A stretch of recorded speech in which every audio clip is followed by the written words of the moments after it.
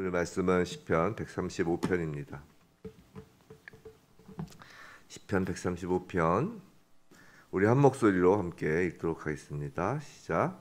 할렐루야. 여호와의 이름을 찬송하라. 여호와의 종들아 찬송하라. 여호와의 집 우리 여호와의 성전 곧 우리 하나님의 성전뜰에 서 있는 너희여 여호와를 찬송하라. 여호와는 선하시며 그의 이름이 아름다우니 그의 이름을 찬양하라. 여호와께서 자기를 위하여 야곱 곧 이스라엘을 자기의 특별한 소유로 택하셨음이로다. 내가 알거니와 여호와께서는 위대하시며 우리 주는 모든 신들보다 위대하시도다. 여호와께서 그가 기뻐하시는 모든 일을 천지와 바다와 모든 깊은 데서 다 행하셨도다. 안개를 땅끝에서 일으키시며 비를 위하여 번개를 만드시며 바람을 그 곳간에서 내시는도다.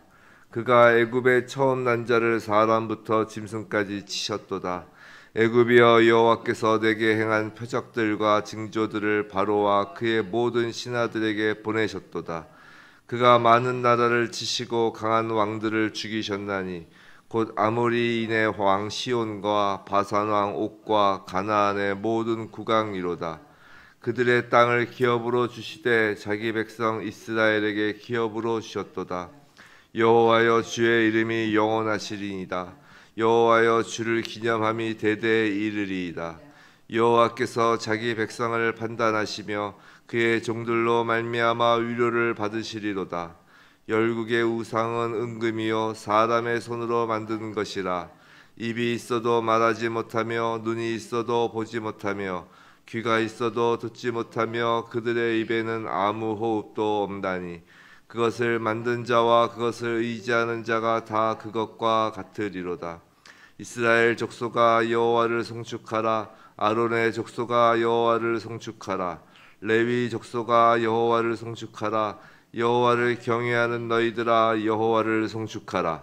예루살렘에 계시는 여호와는 시온에서 찬송을 받으실지어다. 할렐루야. 아멘. 오늘 여호와를 송축하라, 하나님을 찬송하라, 하나님을 찬송하라 라는 제목으로 오늘 시편 135편 말씀이 선포될 때 이 말씀을 우리가 받아서 정말 우리가 날마다 오늘 하루 특별히 정말 하나님을 찬송하며 살아가는 그 하루 되기를 주님의 이름으로 축원합니다. 오늘 시편은 135편 표제가 없죠? 표제가 없는데 어제 살펴본 134편과 하나의 시로 보는 학자들이 많죠. 또 하나의 시가 아니더라도 134편이 이제 확대되는 시라고 생각되는 시입니다. 그렇게 생각하는 이유가 있어요. 그게 뭐냐면 1절에서 여호와의 종들아 찬송하라 이렇게 돼 있죠. 그리고 2절에서는 성전뜰에 서 있는 너희여 이렇게 돼 있잖아요. 그죠? 이게 이제 어제 본 134편에서 그 1절에 성전을 지키는 성직자, 성전에 서 있는 여호와의 모든 종, 그리고 2절에서 성소를 향하여 너희 손에 그 너희, 그 순례의 길을 마치고 성전에 들어간 모든 순례자들과 이렇게 좀 연결되는 것입니다. 소위 성도들, 어저께 말씀드린 것처럼 성직자도 그 모든 성도들에 다 포함된다고 했죠. 그 모든 성도들이 하나님 앞에서 그 모두가 손을 들고 지금 하나님을 찬송하라, 찬송하는 것입니다. 자, 1절에서 찬송하라라는 말이 두 번이나 나와요. 시인은 찬송하라는 말을 1절에서 두 번, 또 3절에서 또 마찬가지로 두 번 여호와를 찬송하라. 여호와는 선하시며 그의 이름이 아름다우니 그의 이름을 찬양하라. 이렇게 해서 두 번 또 반복합니다. 그러니까 앞에 부분에서 서론 부분에서만 벌써 네 번을 반복하는 거예요. 그 뒷부분으로 가면 19절, 이 19절 부분부터가 이제 결론 부분인데 이 19절부터 끝까지 송축하라를 또 마찬가지로 네 번 반복합니다. 19절에 송축하라, 20절에 두 번 여호와를 송축하라, 여호와를 송축하라 이렇게 나와 있죠. 그래서 총 네 번 합니다. 19절에도 두 번, 20절에도 두 번 이렇게 해서. 즉 시인은 시작부터 끝까지 오로지 하나님만을 찬양하는데 그의 모든 정신을 집중하고 있는 것이에요. 우리도 아침에 이렇게 시작할 때 제가 오늘 이 아침에 부르기 좀 힘든 그 찬송곡을 골랐죠. 빠르고 사실 피아노 반주가 있어야 좀 적절한 찬송인데 잘 치지도 못하는 기타 반주를 기뻐하며 경배하세 이 찬양을 부른 게 이렇게 하루를 신나게 정말 하나님을 향해서 정말 두 손 들고 신나게 이렇게 찬송한 하루, 오늘 하루 정말 우리 오늘 하루 마감할 때 정말 이런 찬송 이렇게 꼭 동일한 찬송이 아니더라도 이렇게 정말 하나님을 찬송하는 그 찬송하면서 오늘 밤 잠들었으면 좋겠다라는 생각으로 기뻐하며 경배하세 이 찬양했었어요. 정말 시인처럼 오로지 하나님만을 찬양하는데 그게 모든 정신을 집중하고 모든 하루를 올인하는 것도 정말 필요하다라고 생각이 듭니다. 시인 자기 자신만이 아니라 함께하는 모든 성도와 이 찬양을 하기를 원하는 것이에요. 왜 이토록 간절히 성도들에게 하나님을 찬양하라고 시인은 외치고 있는 것일까요? 오늘 시편은 그 분명한 이유를 밝히고 있는데 그것은 한마디로 말해서 하나님만이 찬양받기에 합당한 분이기 때문이라는 것이에요.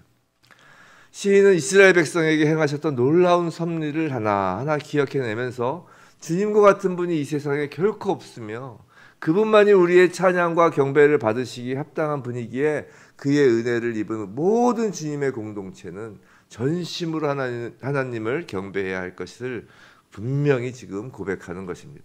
사랑하는 성도 여러분, 이 시인의 이 찬양에 대한 열정과 감사가 느껴지시나요?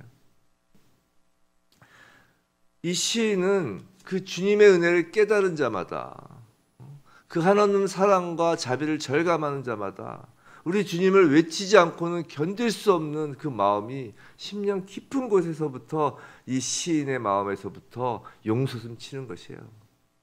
오늘 우리에게도 이 시인과 같은 열정이 있나요? 내 영혼을 향하여, 이 세상을 향하여 하나님의 이름을 찬양하라고 뜨겁게 선포하는 삶을 살아가고 있느냐 말입니다. 주일날 말씀드린 것처럼 차지도 뜨겁지도 않은 미지근하면 토해버리신다 하셨잖아요. 이 아침에 정말 우리가 뜨겁게 우리가 찬양하는 그런 저와 여러분이기를 정말 주님의 이름으로 축원합니다. 자, 예전에 말씀드린 것처럼 찬양은 그런데 입술로만 하는 것이 아니라고 그랬죠. 삶으로 하는 것이라고 그랬어요. 삶으로 정말 하나님을 찬양하는 것입니다. 그런데 하나님을 향한 진정한 찬양은 하나님에 대한 분명한 인식에서 비롯되는 것이에요. 한번 생각해 보세요. 어떤 생면부지의 사람이 갑자기 나타나서 여러분을 사랑한다라고 고백한다고 해보세요. 얼마나 황당하고 한편으로 무섭겠어요. 당황스럽죠. 누가 그 사람의 말을 그대로 믿을 수 있겠습니까? 근데 우리의 신앙도 마찬가지라는 것이에요. 하나님께서 어떤 분이신지, 또 나에게 어떤 존재인지, 나의 삶을 어떻게 주관하고 계신지에 대한 것도 알지 못한 채 어떻게 하나님을 사랑한다고, 찬양한다고, 경외한다고 말할 수 있겠습니까? 사실 성경 66권 이 하나님의 계시를, 하나님이 누구신지를 드러내 주신 이유는 하나님께서 우리가 하나님을 진심으로 찬양할 수 있게 하기 위해서 이 성경을 주신 거예요. 하나님을 알지 못한 찬양은 허공에 울리는 메아리와 같을 뿐입니다. 그래서 성경은 우리가 여호와를 알자, 힘써 여호와를 알자라고 말씀하시는 거라고요. 그 무엇보다 4절 하나님께서는 자격 미달인, 아니 전혀 자격이라는 것은 찾아볼래야 찾아볼 수도 없는 우리를 택하사 하나님의 특별한 소유로 삼아 주셨어요. 4절에서 시인은 의도적으로 야곱 곧 이스라엘이라고 언급을 하죠. 여호와께서 자기를 위하여 야곱 곧 이스라엘을 자기의 특별한 소유로 택하셨습니다.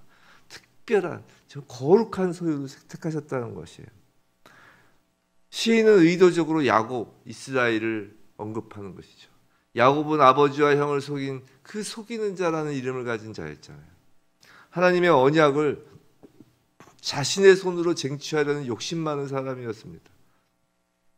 성도 여러분, 하나님의 언약은 우리가 쟁취하는 게 아니에요. 하나님께서 언약을 하시고 하나님께서 이루시는 것이죠.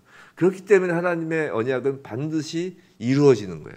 만약에 우리가 하나님의 언약을 쟁취하려고 그러면 그 하나님의 언약은 이루어지지 않는 거라고요. 오히려. 근데 하나님은 그런 야곱, 속이고 욕심 많고 그런 야곱을 택하시고 그를 하나님의 소유로 삼아 이스라엘이라는 하나님 나라의 백성으로 만들어 가셨다는 것이에요. 그리고 오늘 하나님께서는 바로 그 야곱을 향하였던 그 선택을 우리에게 행하신다는 것이죠. 자격 없고 함량 미달인 우리를 하나님의 거룩한 소유로, 특별한 소유로, 소중히 간직하여야 할 보물 같은 존재로 우리를 불러 주셨다는 것이에요. 그래서 우리는 그 하나님의 사랑과 은혜를 찬송하는 것입니다. 하나님에 대해서 우리가 먼저 알아야 될 것은 하나님과 우리의 관계인 것이에요. 관계. 하나님과 우리가 관계가 없으면 우리가 하나님을 아무리 알아봐야 뭐예요? 그렇잖아요. 예를 들어 우리가 그 미국의 그 대통령을 아무리 뉴스를 봐서 알면 뭐합니까? 정보에 대해서 알면 뭐예요? 관계가 맺어져 있지 않으면 뭐 우리와 큰 상관이 없잖아요. 우리 각자. 우리가 미국 대통령이나 소위 말해서 위인들을 막 찬송할 이유는 없잖아요. 우리가 예를 들어서 이순신 장군을 뭐 찬송까지는 아니더라도 존경하죠. 그 존경하는 이유가 뭐예요? 그냥 위대한 인물이기 때문에 그냥 아니라 이순신 장군 우리나라를 지키고 여하튼 나와 뭔가 연관성이 있기 때문에 존중하는 것입니다. 그런데 그런 우리의 개인적인 이유, 그런 개인적인 하나님과의 관계만으로 우리가 하나님을 찬송하는 것은 또 아니에요. 5절에서 이제 7절까지가 천지를 창조하시고 만유를 운행하시고 주관하시는 하나님을 찬송하는 것입니다. 시편에서는 하나님의 창조와 또 하나님의 그 만유의 주인 되심을 자주 찬송하는 것을 우리는 보아서 알고 있습니다. 왜 그럴까요? 성도 여러분, 하나님의 창조가 우리에게 좀 멀게 느껴지시나요? 절대 그럴 수 없다라는 것이기 때문이에요. 우리가 매일 보는 태양, 매일 보는 달, 별, 땅과 바다, 공기, 하늘, 꽃과 짐승 무엇 하나 하나님의 손길이 닿지 않는 것이 없습니다. 생각해 보세요. 인간의 과학이 아무리 발달해도 지구와 같이 생명으로 가득 찬 별을 찾지 못하고 있잖아요. 우주에 뭐 여기저기 뭐 위성 쏘대고 뭐 로켓 쏘내고 사람들 나가봐야 찾지를 못하잖아요. 그 뭐 조그마한 물이 있었던 흔적, 뭐 화성에 무슨 물을 발견한 것도 아니고 물이 있었을 것 같은 흔적 그것만 보아도 난리를 치죠, 난리를. 그리고 마치 거기서 생명이 살았던 것처럼 막 사람들이 확대하죠. 이 컵에 물을 계속 담고 있어봐요. 이게 생명이 담기나. 막 그렇게 뭐 우주에서 뭔가 하나 조그만 거 먼지 같은 것만 발견돼도 난리를 칩니다. 근데 막상 지구의 이 아름답고 풍요로운 세상에 이 신비로움은 있고 있단 말이에요. 욥기에서 하나님은 욥에게 그 결론 부분으로 무엇을 보여주시나요? 하나님의 창조 모습을 보여주시잖아요. 그리고 뭐라고 그러세요? 그 모든 것이 바로 욥을 위한 거라고 그러시잖아요. 성도 여러분, 하나님의 사랑을 우리는 날마다 볼 수 있는 것이에요. 눈에 안 보인다고요, 하나님이 맞아요. 하나님의 영이시라 눈에 안 보여요. 하지만 하나님의 능력과 하나님의 사랑은 매일 볼 수 있다고요. 이거는 이제 범신론하고 틀려요. 범신론은 모든 사물에 신이 깃들어 있다는 게 범신론이에요. 그래서 뭐 일본 같은 경우 뭐 고양이신, 뭐 탁자신, 뭐 옛날로 좀 화장실신 뭐 이렇게 하는 게 범신론이고, 그게 아니라 모든 이 피조 세계에 하나님의 사랑과 하나님의 능력이 곁들어 있다는 것이에요. 하나님이 들어있다는 얘기가 아니라.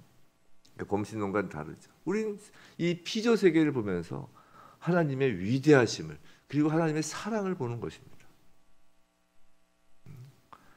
우리는 이 세상의 존재함으로 하나님의 사랑을 매일매일 맛보는 것이에요. 우린 지구에 살고 있다면, 우리 모두 지구에 살고 있나요? 그럼 당연히 하나님을 찬송해야 하는 것이에요. 달나라에 살고 있다면 하나님을 찬송 안 할 수 있어요. 척박하잖아요. 아무것도 없잖아요. 근데 우리 다 지구에 살고 있죠. 그런데 왜 우리가 이 지구에 살고 있으면서도 하나님을 찬송을 못하느냐? 그것이 바로 그 찬송을 사단이 빼앗은 것이에요. 아담 이래로. 그걸 보여주는 것입니다. 아담의 선악을 알게 하는 나무에 먹게 하는 그 죄로 말미암아 아담이 에덴에서 쫓겨났다는 것은 아담의 입에서 그 찬송을 멈추게 한 거라고요. 그런데 하나님은 성도를 택하여 바로 저와 여러분을 택하여 그 잃어버린 창조에 대한 그 찬송을 되찾기 원하시는 것이에요. 하나님께서 어떻게 그럼 찬송을 우리에게 되찾아 주셨나? 8절부터 14절까지 8절부터 14절 그 내용은 죄를 정복하심으로 우리에게 찬송을 되찾아 주신 거예요. 12절 보면 10절 9절을 보면 애굽과 여호와께서 내가 행한 몇 표적들과 징조들 바로와 그 모든 신하들에게 보내셨다고 그러죠. 또 10절 많은 나라를 치시고 강한 왕들을 죽이셨다고 해요. 12절 그들의 땅을 기업으로 주셨다는 것이죠. 이스라엘에게 기업으로 주신 거예요. 죄가 차지한 이 땅을 거룩한 성도에게 하나님의 기업으로 주신 것입니다. 성도 여러분, 그런데 성경 보면 하나님의 기업을 주셨다고 하는데 이 피조 세계의 모든 땅을 주셨다고 하는데 아직 내 이름으로 된 한 뼘의 땅도 없다는 생각이 드시지 않으세요? 그렇지 않아요. 이 세상의 눈에 보이는 그 등기부 등본에는 내 이름이 없어도 눈에 보이지 않는 하나님 나라 시각에서는 이 모든 땅이 이미 우리의 것이라는 것입니다. 왜냐하면 우리의 아버지가 이 모든 땅의 주인이시기 때문이에요. 하나님께서 천지를 창조하셨다는 것은 천지의 소유가 다 아버지의 소유라는 것이잖아요. 그런데 그 전에 먼저 4절에서 우리가 하나님의 특별한 소유라고 그러잖아요. 이 천지의 소유자이신 아버지의 특별한 소유가 바로 우리라는 것이에요. 바로 우리가 하나님의 자녀라는 것이죠. 우리는 하나님의 자녀가 되었으니 당연히 이 피조세계 이 땅의 당연한 상속자인 것이에요. 다만 문제는 우리가 자꾸 탕자처럼 둘째 아들처럼 아버지의 집을 나가려고 한다는 것이에요. 탕자가 아버지의 집에 계속 있었으면 그 아버지의 모든 풍요로움과 부유로움이 그 둘째 아들 것이죠. 그 첫째 아들에게 그러잖아요. 이게 다 너 거 아니냐라고 그랬잖아요. 우리는 하나님으로부터 오는 그 모든 풍요로움과 그 부요함을 하나님을 떠남으로 우리가 잊어버린 거잖아요. 아버지와 함께하기만 한다면 모든 피조 세계는 다름 아닌 우리의 것이라는 것이에요. 이 피조 세계는 지구만을 포함하는 게 아니라니까요. 이 모든 우주가 우리 거라니까요. 그 사이즈가 스케일이 다른 거라고요. 그 우주 가져봐야 소용없어요. 땅만 한 평 주세요. 그렇게 말씀하시는 분들 계시겠지만 스케일이 다르신 거라고요. 아버지와 함께하기만 한다면 말이죠. 성도 여러분, 그런데 아버지가 땅을 주시는 방법이 있어요. 그건 자녀된 우리에게 같이 가자라고 하면서 땅을 주신다는 거예요. 따라 나서기만 하면 그 모든 땅이 우리의 것이라는 것이에요. 크게는 5대양 6대주, 적게는 나의 일터, 나의 생활터전, 이것이 바로 하나님의 나라이며 우리의 땅인 것이라고요. 우리가 영적 시각, 하나님 나라 시각을 넓게 가지면 가질수록 하나님께서 우리에게 허락하신 땅의 넓이가 커지는 거예요. 우리가 열심히 하나님을 따라 방방곡곡 돌아다닐 때 그것이 다 우리의 땅이 되는 거라고요. 우리가 추수하여야 할 우리의 땅이라고요. 마지막 15절에서 18절. 그런데 이스라엘 백성은 하나님이 주신 땅을 잃어버렸습니다. 잃어버렸어요. 왜냐하면 그들은 우상을 숭배하고 하나님을 버렸기 때문이에요. 우상은 사람의 손으로 만들어서 아무런 능력이 없지요. 눈이 있어도 보지 못하고, 입이 있어도 말하지 못하고, 귀가 있어도 듣지 못하며 그들의 입에는 아무 호흡도 없나니. 아무 호흡도 없다는 것이에요. 말하지도 보지도 듣지도 못하고 생명도 없다는 것이죠. 그런데 무서운 말씀이 있죠. 18절. 그것을 만든 자와 그것을 의지하는 자가 다 그것과 같으리로다. 그 우상을 만든 사람과 우상을 의지하는 사람은 바로 그 우상처럼 된다는 것이에요. 말하지도 보지도 듣지도 못하며 생명도 그 안에 없다는 것이죠. 이스라엘 백성이 우상을 만들고 의지하였기에 그들의 눈과 귀가 닫힌 거라고요. 그 예수께서 이제 복음을 이 땅에 가져오시고 이 땅에 오신 복음을 이 땅에서 선포하시고 그리고 왜 복음이 그 이방인들에게 건너갔는가? 그에 대해서 우리 늘 듣던 얘기가 있죠. 이스라엘 백성의 눈과 귀를 멀게 하셨다고. 사도행전에 보면 그 얘기가 나와요. 사도행전 맨 마지막에 보면 사도행전 끝이 이렇게 됩니다. 사도행전 한번 볼까요? 우리 아침이지만 사도행전이 이제 로마서 바로 사도행전에서 로마서로 넘어가는 이유가 있어요. 이 성경 그 책 편제가 사도행전 28장 사도행전 28장 26절 보세요. 일렀을 때 이 백성에게 가서 말하기를 너희가 듣기는 들어도 도무지 깨닫지 못하며 보기는 보아도 도무지 알지 못하는도다. 이 백성들의 마음이 우둔하여져서 그 귀로는 둔하게 듣고 그 눈은 감았으니 이는 눈으로 보고 귀로 듣고 마음으로 깨달아 돌아오면 내가 고쳐줄까 함이라 하였으니 그런즉 하나님이 이 구원이 이방인에게 보내어진 줄 알라. 그들은 그것을 들으리라 하더라. 바로 이거예요. 이게 바로 눈이 멀고 귀가 멀게 된 그 내용이라고요. 그리고 이방인한테 가는 거예요. 그래서 로마서로 가는 거예요. 이 성경이. 이 로마서 내용이 큰 주제가 뭐예요? 이방인과 유대인의 하나됨이잖아요. 궁극적으로 말세가 딱 됐을 때 마지막 때 직전에 그 사인이 유대인과 이방인이 하나가 된다는 거예요. 한 교회가 된다는 거예요. 예수 안에서. 예수 안에서입니다. 그냥 하나가 되는 게 아니라 예수 안에서. 바로 이거라고요. 성도 여러분, 우리가 예수를 믿는다고 하면서도 순간순간 우상. 우리 우상이 뭔지 알아요. 우상의 가장 그 꼭대기에 내가 있다는 걸 알죠. 하나님 말씀하신 대로 우리 마음에 우상이 자리 잡고 있는 그 순간마다 우리 입에서 찬양이 사라지는 것입니다. 우리 곰곰이 생각해 봐야 돼요. 우리가 막 기쁜 일이 있을 때만 찬양을 한다. 그게 과연 참된 찬양일까요? 내가 기뻐서 찬양하는 거잖아요. 내가 기뻐서. 그러니까 우린 찬양을 정말 이기적으로 해요. 우리가 기쁠 때나 슬플 때나. 다윗이 위대한 점이 바로 그겁니다. 다윗이 위대한 점이. 언제나 그 입술에 찬양으로 결론을 맺었다는 것이에요. 사랑하는 성도 여러분, 하나님은 우리의 참된 찬양을 기뻐 받으십니다.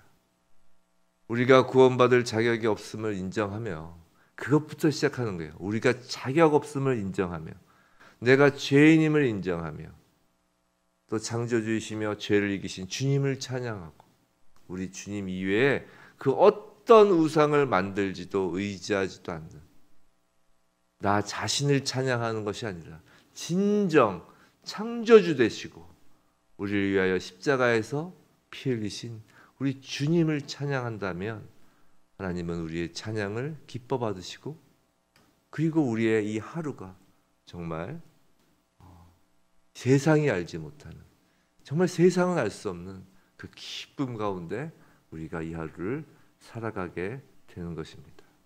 부디 우리의 찬양과 경배, 예배가 하나님의 기쁨이 되고 하나님의 그 기쁨이 또 우리의 기쁨이 되길 주님의 이름으로 축원합니다.